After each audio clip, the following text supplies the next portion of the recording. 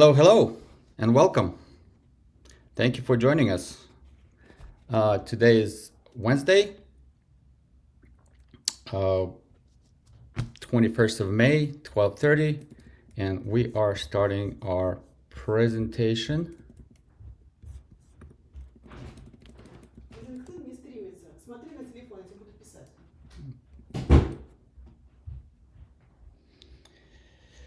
Let's see if LinkedIn stream is working. Let me check. Anna, if you let me know, please, if the stream had started on LinkedIn.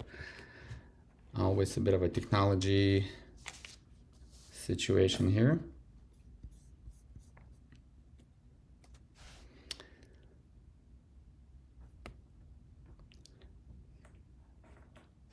All right, do we have LinkedIn online?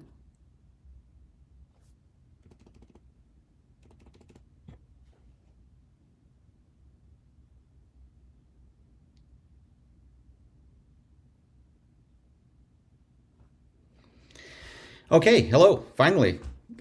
It's working, and welcome. Thank you for joining us.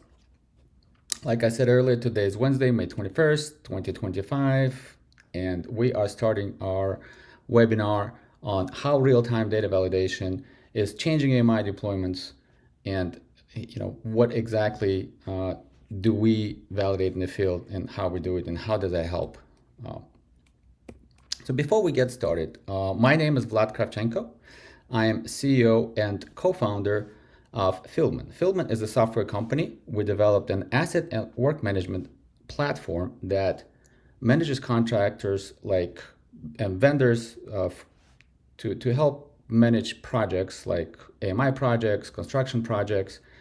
Mostly we work with utilities, utility vendors, and some local governments.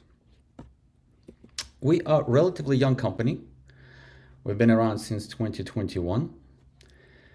Prior to that, I spent many years, over 20 years, working for a nationwide utility vendor, working on large, small, medium projects all over the country. And I have firsthand experience in utility work and how to actually bring IT tools into that space.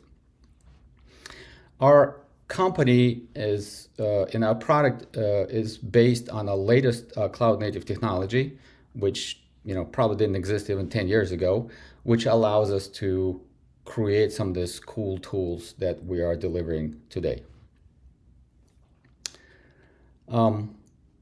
Here are some of our recent projects that we completed and some of our clients that we work with, some the distributors, some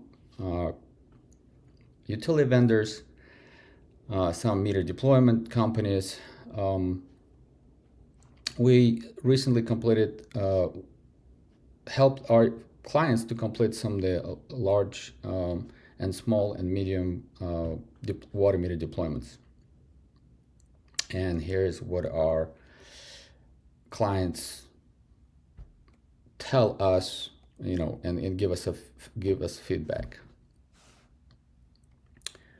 One of the recent projects we did for Core and Main had some unique environments. In this particular case, we had to deliver a solution that works completely offline because of the installations had to be done in the basements. And it also required 100% appointment setting, and all of that had to work completely offline because of the rural area, and the signal was very spotty, so you could never rely on being online 100%. So what we were able to deliver is a project that would actually schedule appointments, then assign work to workers, and they could complete the work offline and then bring it back to the office and push it all up. Now, I wanted to mention that because what we're going to talk about is a real-time data validation. And real-time data validation is challenging to begin with, but even more challenging if you have to deliver that in offline mode. So what I wanted to point that out, that offline capability of still doing real-time validation in the field. Okay. Now, so let's jump in some of this. Why do we want to talk about real-time data validation, right? Well, the reason why is you all had seen this tabloids, going, hey, this project failed because of the client received $1,000 water bill or $10,000 water bill. And all of those headlines, give a bad reputation.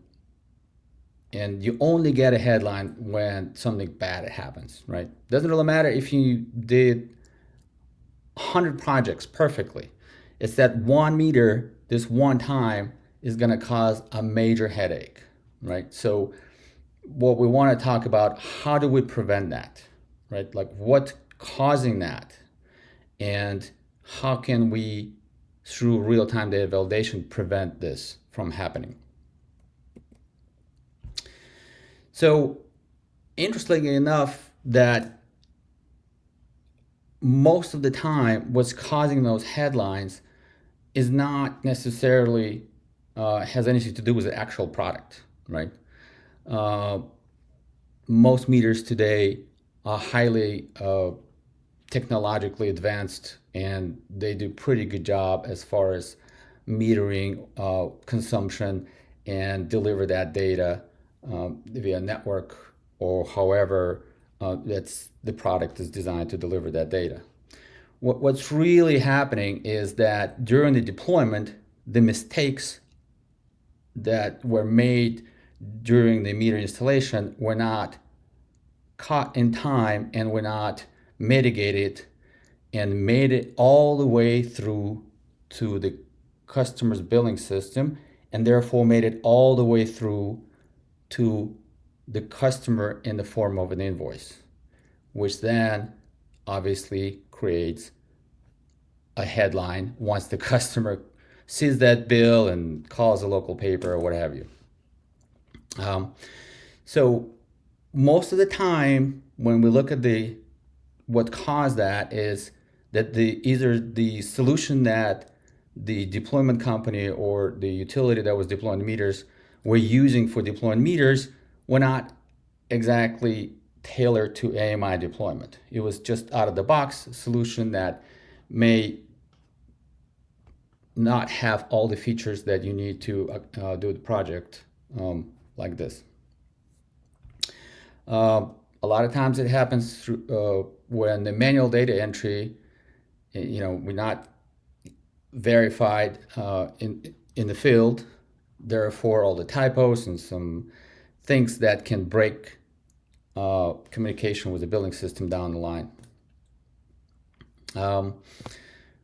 Also, if the system doesn't work offline and somebody had to work off in the basement, they may not have had a chance to validate things, and they had to write it all down, and then we go back to where the signal is, they type it all in, things like that. So what we did is we analyzed all that, and we set out a goal of like, how do we prevent all of this, right, in the field, so it doesn't propagate all the way to the billing system. And if you're interested, we have a guide on meter deployment at our website, fieldman.co. Feel free to go down there and download that. We kind of break down some of the basic steps on AMI deployment in general, and you may learn something that could be useful to you. All right, so what we're gonna cover today are 3 major data points validation in the field that are crucial to any AMI deployment project, regardless whether it's gas, water, electric. These are some really most important 3 data points that have to be captured absolutely 100% verified to make sure no errors are propagate throughout the system and get all the way to the billing system and then create havoc like those invoices we talked about. All right, so let's start with job site validation. Okay. Now, you may say, okay, well, that seems like straightforward, but actually it's not that simple. So when we talk about replacing a meter, it's not enough just to show up at the right address, right? You can show up at the right address and see this, tons of different meters, and nobody knows which meter connected to what. So what we want to do here is make sure that we handle this properly, right? So this might be obvious, sounds obvious, but in the field, that's not always as simple, right? Like properties always have more than one meter. Some meters can be active, some inactive, and you only ask to replace active meters. Sometimes you have potable meters and irrigation meters, right? And you may be contracted to replace potable meters but not irrigation meters. So you get the property there's 2 meters and you need to make sure you know which one you're replacing. Also, meter banks like this, those are always a challenge. So there's definitely should be a process and definitely a validation in place to make sure that to make sure you replace the right meter. So if technician installs a new meter and it's not validated and it's not tied into the right property or the right work order, it will create a mismatch in utility billing down the line. So suddenly customer usage doesn't make any sense because they're now being billed for someone else's historical data. And it's not actually an edge case. This actually happens quite often if the validation is not in place, and that's what's causing those headlines. Another scenario that you can crisscross the meters, and then for next 10 years, the neighbors will be paying each other's water bill, for example. Also, not something that you want to be a part of. So let's be clear, replacing the wrong meter is more than just an operational slip up, right? It creates a billing issue, customer frustration, and most importantly, it creates a wave of costly corrections that your team has to perform or utilities team has to perform to fix this. And that's really one of those non-tangible costs that you don't want to be responsible for. And that's why validation of the asset, of the old asset being replaced in the field is non-negotiable for us. The meter that the technician replaces has to match the meter that is on the work order and the meter that is associated with that account. If not, that work order is skipped and enters a different process of validating that. Okay. All right. So next up, let's talk about meter reading validation. Okay. Again, very important data point that is crucial for any AMI deployment. Once the technician had found a correct meter to replace, right, and validated that that's the meter that is going to be replaced, the next step is to collect and validate the final meter reading, right, before the removal of the old meter. Why? because that reading it becomes part of the customer's billing history. If it's wrong or if it's not collected, then it will also create a costly correction steps that will have to be performed later to make sure that customer is billed correctly. So think of each meter like a little cash register. Before you swap out, you need to count what's the consumption, right? What has been consumed, and so the billing system can actually then bill the customer for that consumption, right? The final read is basically a receipt for the usage of the meter since the previous meter read. So it also can get quite tricky, right? Because there are many different types of meters, and there are many different types of ways that meter reading is collected. So what am I talking about here, right? So sometimes you have dials, sometimes you have LCD screens, sometimes you have decimal points, sometimes you have painted zeros. And all of those cases, sometimes the meter reading in utility is using, thousands of gallons, sometimes to the gallon. And each setup, each project turns out to be very unique the way it all comes together. So how do you validate that, right? How do you validate all of these different types of setups and different meters and different types of meter reads? So what we created is a set of rules that can be applied to meter reading, and what we can check for and configure. It's configurable, so you can configure it for each particular project. So we can make sure, for example, that the number of dials is a correct number of dials, right? So if we're asking for 6 dials, then all 6 dials are entered, including the zeros, right? So if the previous, if the meter read starts with 00, 1, 2, 3, 4, then we want to make sure all 6 dials are recorded. So the meter read then can be converted to the right resolution before it submitted to the billing system.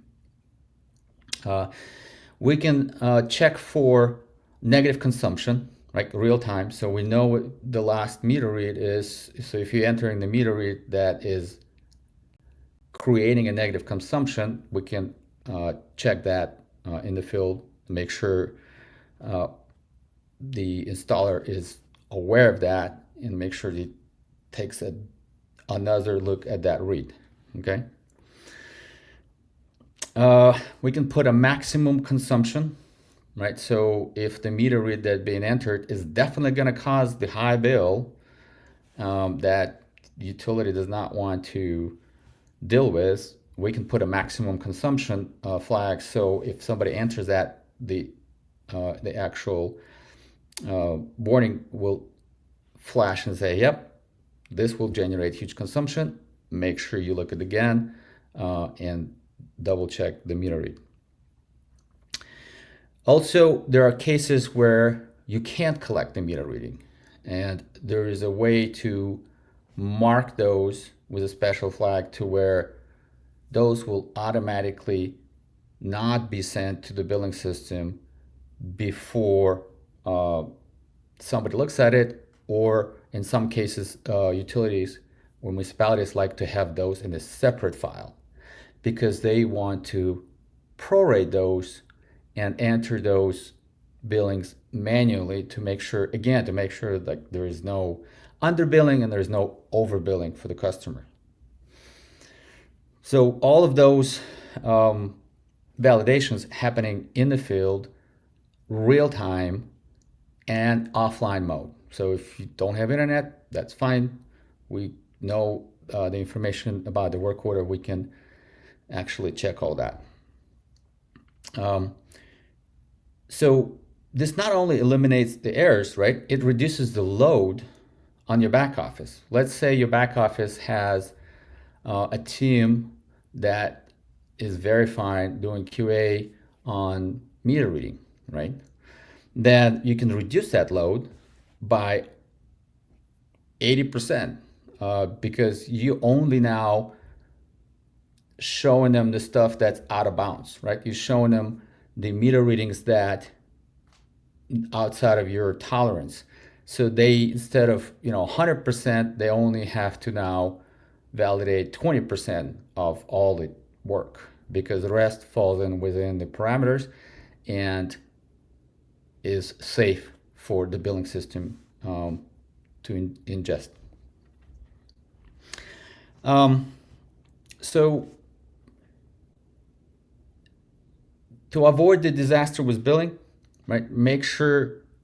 We want to make sure that the installers have all the information they need to to perform that corrective action in the field before that data propagates throughout the system. In addition to that, all of that is documented with pictures, timestamps, GPS coordinates to make sure that we understand when and where and that meter read was collected. All right, so now let's get to our third most important data point in AMI deployment, and that is the new meter serial number validation. Now,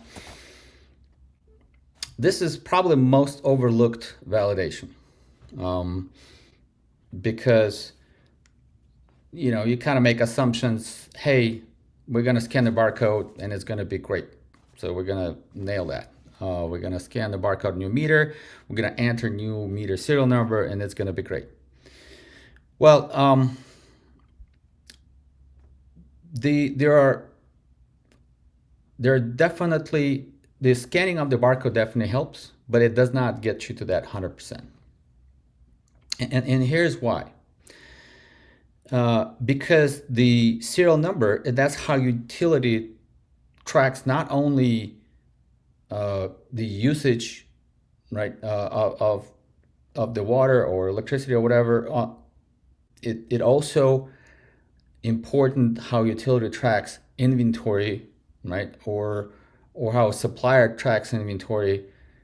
And so here's an example. Let's say a city orders, 10,000 water meters, right? What they usually do is in their accounting software, they separate the meters that they purchase for maintenance, right? Let's say they put aside 3,000 meters that they're going to use for maintenance for next, 5 years or 10 years. And they give another, let's say 7,000, right? What's left of the order to the vendor or utility vendor, contractor to do the mass meter deployment. Now, if you're in a warehouse like this, and what happens is people just accidentally grab meters from the wrong pile. And if you don't have the meter validation that will stop you from using the wrong meter in the field, you may just grab a meter and use, in the field and install it. And it may not be a huge deal from the installer point of view. It's like, okay, I got the meter, it's working, it's in the ground.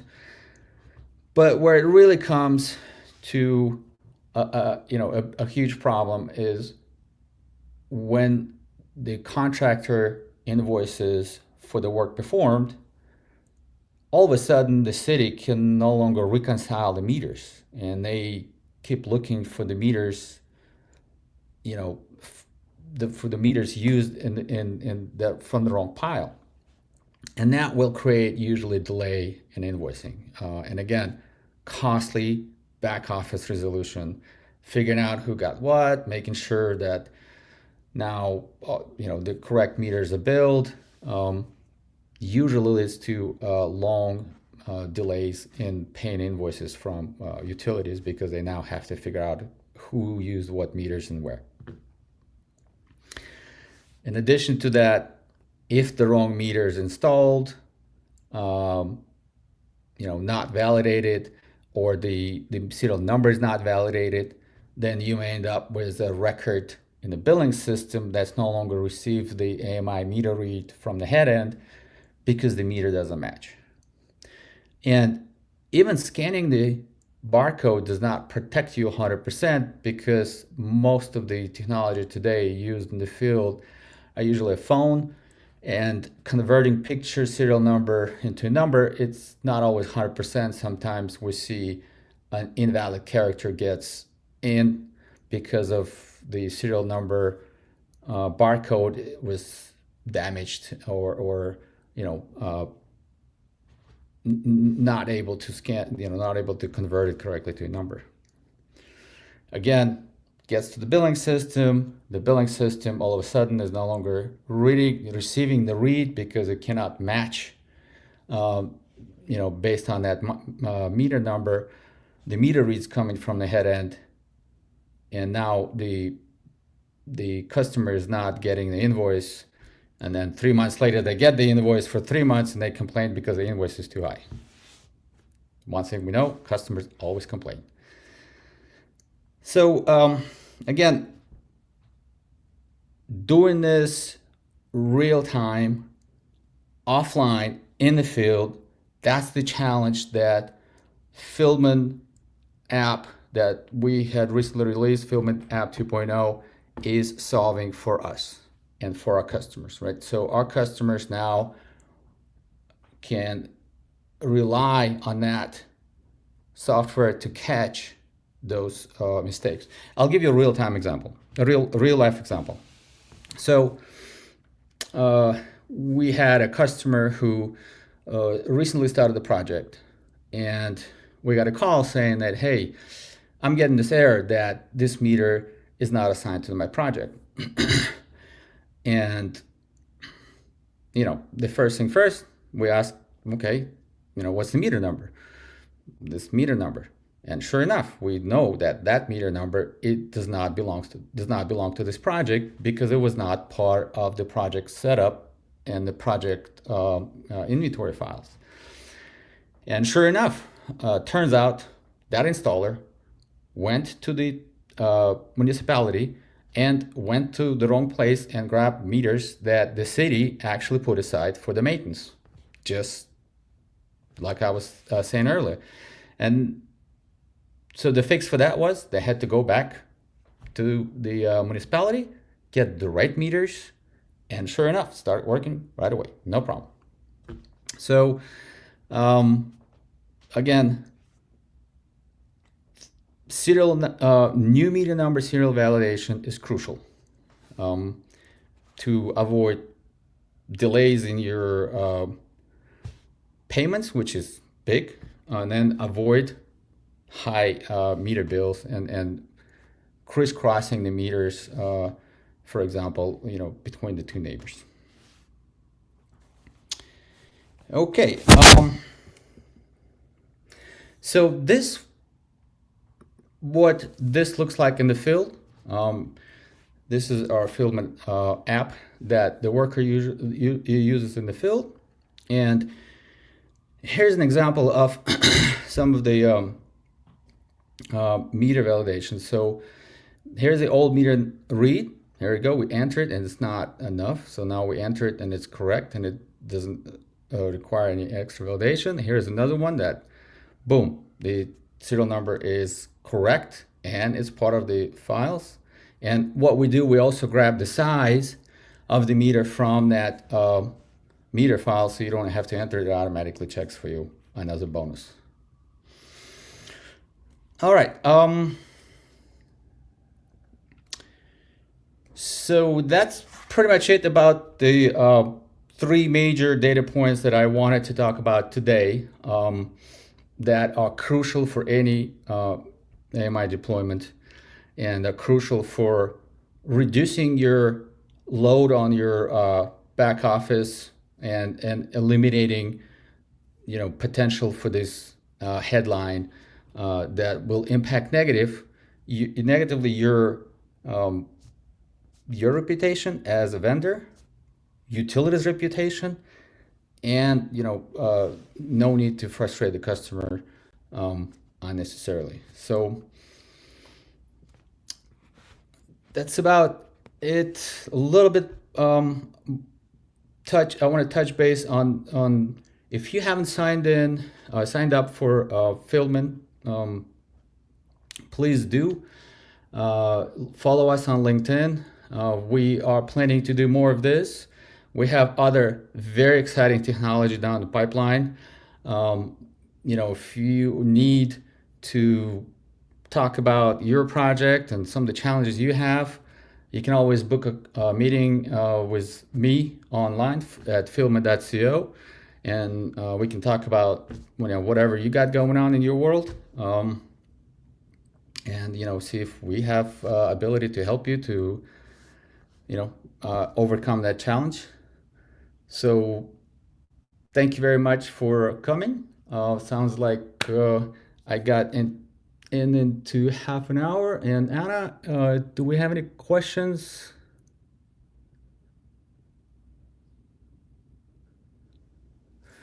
Nope. Well, thank you for coming. I appreciate it. Stay tuned for more. And again, please follow us on LinkedIn and look for more of this in the future. Thank you. Now, let's get back to work, folks.